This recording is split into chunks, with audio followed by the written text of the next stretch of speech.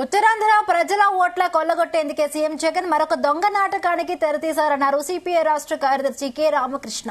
ఎన్నికలు పూర్తయ్యాక విశాఖలో ప్రమాణ స్వీకారం చేసి అక్కడి నుండి పరిపాలన చేస్తానని చెప్పడం జగన్ నిరంకుశత్వానికి తార్కాణమన్నారు.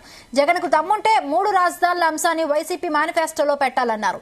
ఇప్పటికే అమరావతి రాజధానిని నిర్వీర్యం చేశారని మండిపడ్డారు.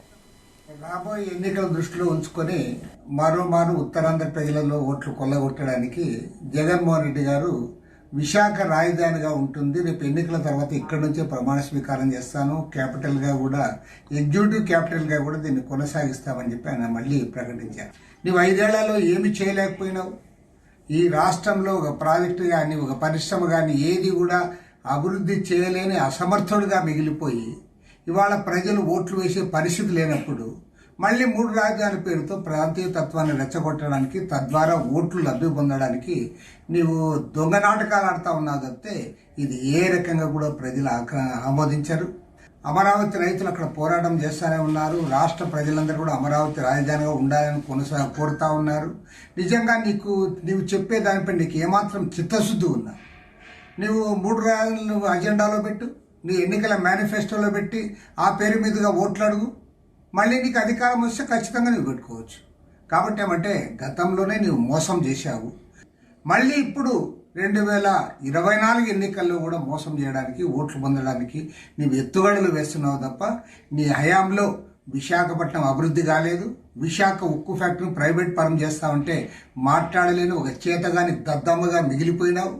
విశాఖ నగరంలో కబ్జా చేసుకుంటా ఉన్నావు, అక్కడ ఎలాంటి డెవలప్మెంట్ చేయలేకపోయినావు.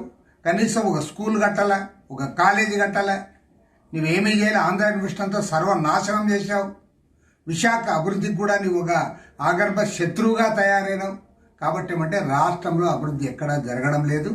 రాబోయే ఎన్నికల దృష్టిలో ఉంచుకొని మరోమారు ఉత్తరాంధ్ర ప్రజలలో ఓట్లు కొల్లగొట్టడానికి జగన్మోహన్ రెడ్డి గారు విశాఖ రాజధానిగా ఉంటుంది, రేపు ఎన్నికల తర్వాత ఇక్కడి నుంచే ప్రమాణ స్వీకారం చేస్తాను, క్యాపిటల్ గా కూడా ఎగ్జిక్యూటివ్ క్యాపిటల్ గా కూడా దీన్ని కొనసాగిస్తామని చెప్పి ఆయన మళ్ళీ ప్రకటించారు.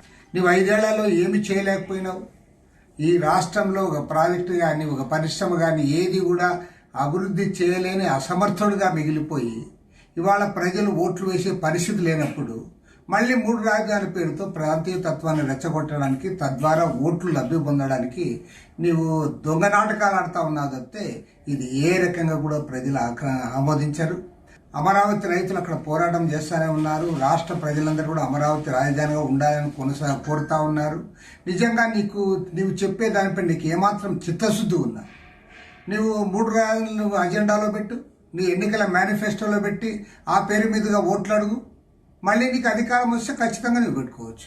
కాబట్టి ఏమంటే గతంలోనే నీవు మోసం చేశావు, మళ్ళీ ఇప్పుడు 2024 ఎన్నికల్లో కూడా మోసం చేయడానికి, ఓట్లు పొందడానికి నీవు ఎత్తుగడలు వేస్తున్నావు తప్ప నీ హయాంలో విశాఖపట్నం అభివృద్ధి కాలేదు.